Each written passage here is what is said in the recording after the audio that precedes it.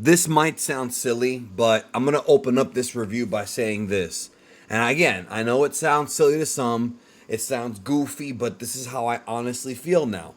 I believe that Godzilla Minus One should be nominated for Best Picture. Look, I know monster movies almost never get the attention of the Academy. I know that this franchise has had some of the silliest, kiddiest movies ever, and it's had some goofy movies, especially the Legendary Pictures ones. Shin Gojira from 2016 was a bit more of a serious take on the monster in a modern setting, but Godzilla Minus One may have the best writing of characters of any Godzilla movie in history, including even the first one. From beginning to end, these are the best characters that they've ever had in a Godzilla movie. I'm talking about the human characters, the main character and his family.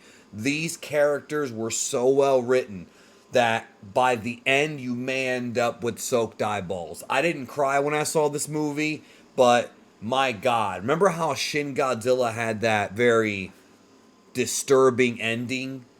This one is not quite like that, but there certainly is a lot to be feared because this Godzilla, this take on Godzilla, is one that is a bit more traditional, but also with a new twist.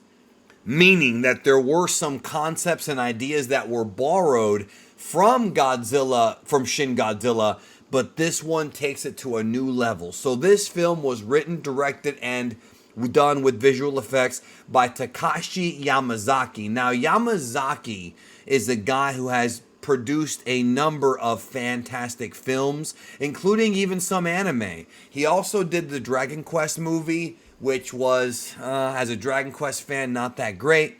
But he has done a ton of animated movies and also live action too. And the dude has a hell of a resume. This is his take on Godzilla. Unlike Shin Godzilla, the Godzilla in the Godzilla Minus One is not just a force of nature. He's not just a creature that doesn't really know what he's doing, just stomping around. This Godzilla is vindictive. This Godzilla appears to enjoy destruction. This Godzilla comes off like a lot of the villains, like the evil monsters that Godzilla's had to fight, except it's Godzilla this time.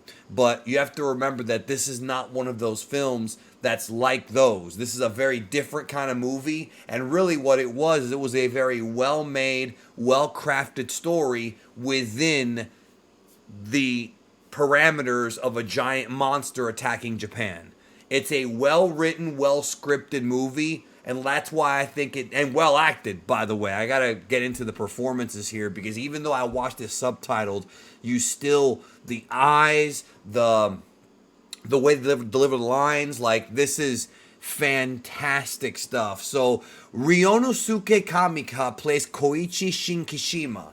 He is a World War II veteran pilot, and this film takes place shortly after World War II. This is a period piece of that time period, and it's a very well written movie as far as acknowledging that because Japan is recovering from the end of World War II, the atomic bomb, and now we have why it's called minus one. They were already at zero, and now they are at minus one because after the nukes hit, now we have Godzilla to deal with, and it's not going to be fun. But you basically follow this character around, Shikishima. You follow him around to how he ends up with his family, and it becomes sort of his story. There is a lot of buildup in the first half of the film, but I do not want to go into details about his story because it is going to be considered a spoiler, and this is a non-spoiler review for the film. I'll go into it more in the spoiler section, but what a tremendous story this was. What a beautiful story this was. And really, everything to me made sense. Everything to me felt real. This movie really focused on having a realistic situation here. This is not like some of those middle Showa era films that are goofy. This is what would happen if this happened after World War II. There's discussion about how the Soviets and Americans were feuding with the Cold War. It's a little bit political, but it doesn't go all the way in that direction. It never does, unlike Shin Godzilla. It keeps it on the core characters. It's their story. This is just stuff that's discussed in the outside of it. And then, you know how every one of these monster movies, because this movie breaks a lot of tropes. You know how a lot of these monster movies or Godzilla films specifically always have that scene of the group of scientists and they're trying to figure out how to defeat Godzilla, what Godzilla is, and it's a lot of scientific sci-fi mumbo jumbo. A lot of Godzilla movies have this issue. This one does not. There is very, very little emphasis given to the origin of Godzilla at all. He's got a name because the tribes of an island named him Godzilla or Gojira, and that's it. There's nothing in this film that tells you that he evolved from the dinosaurs. There's one line about dinosaurs, nothing about like anything with experiments or anything with the nuke. Not directly. You have to kind of put two and two together, but really, there's at no point in this movie, at no point do they say that Godzilla exists as a result of the nuke, the atomic bomb. I don't. That's not in this movie. So it does leave his origin ambiguous, but I like that because it doesn't matter. It does not matter.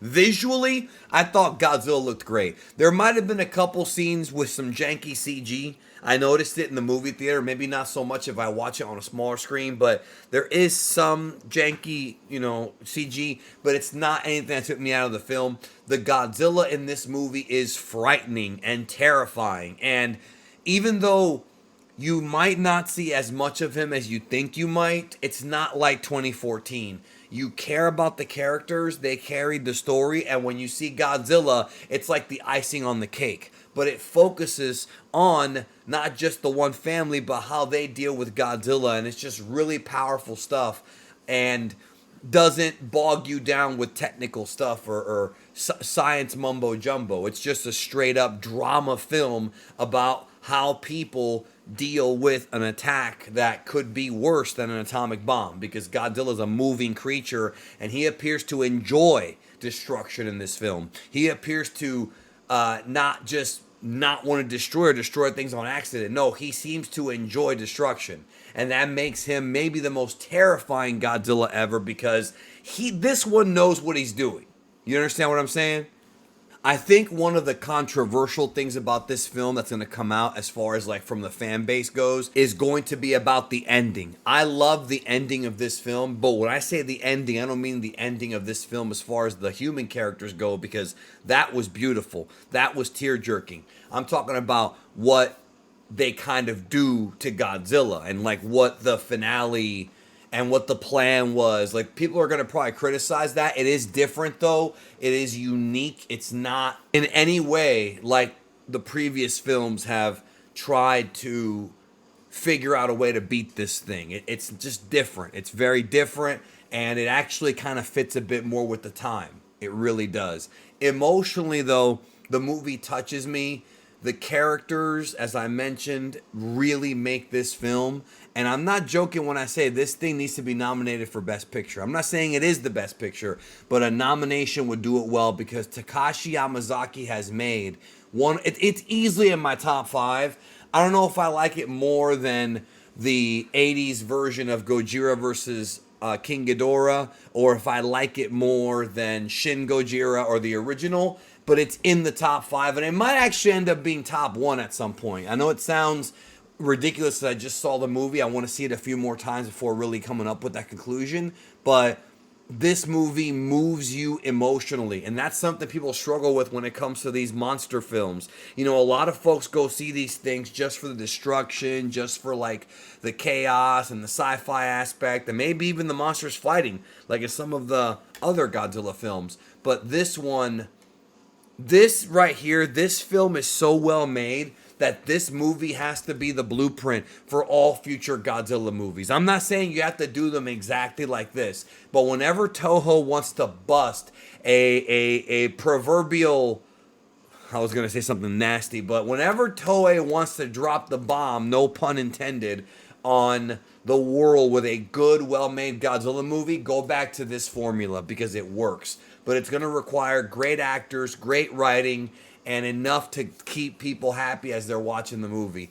This movie goes, it's far beyond a Godzilla film. Remember how when you went to go see Titanic, you paid for the Titanic sinking, but the love story is what tries to take you? This movie is kind of like that. I can't say, it's really not I would say this one's way less cheesy. This is a much more realistic situation and relationship between the characters. It's not like this dude sacrifices himself over a girl that he just met, like in Titanic. It's not one of those situations at all. Like, don't ever think that. It's a much more realistic look at humans, at humanity, and how we deal with problems. So, a powerful film. I cannot say enough good things about it. Go see Godzilla Minus One. It may actually be the greatest Godzilla movie of all time. It really is up there. And if someone wants to debate on that, they would make a lot of good points. And of course, it took a lot of inspiration from the original Godzilla, but added so much more that was missing from a lot of these Godzilla movies. It's always the humans get too much time, we don't care. And that's true. That they made that mistake a lot. Here, you care. And that's what made it a phenomenal film. I can't believe how good this movie was. It was moving, it was touching, it was powerful. It was realistic, I would say, to a degree. It's a giant monster, but it's still realistic as far as how the characters reacted, how people saw this. There was a couple of little holes, like, for example, in the film, I genuinely wondered how it does that does have one major problem, I will say. It depicts the world as being after World War II and realistic, but it also doesn't go too deeply into what the governments around the world think about Godzilla. Shin Gojira did that. Shin Gojira brought in the French government, the Americans, several different parts of the world. This one does not at all. Now, again, I don't think it hurts the movie because you've got the main characters to worry about, but it is confusing that you would think there's going to be more of an international reaction to this if it's realistic. If this happened in the real world, Godzilla would be on everyone's television simultaneously in every language. You understand what I'm saying? That's news. And they do a little bit of that in this movie, but there's questions that I have about where was this army, that army. But nevertheless, I don't think it hurts the movie. It's just a little thing that they could have thrown in there, maybe to make it a bit more realistic. To me, I went into it with pretty high expectations, hearing what I had heard about it, and it exceeded those expectations. And that's when you know it's a damn good movie. Again, I love this movie. Oh my God, do I love it. Huge credit to Mr. Yamasaki. I wish he would do more of these because he has proven to be the master. Those are my thoughts. Take care. Spoiler review probably coming soon.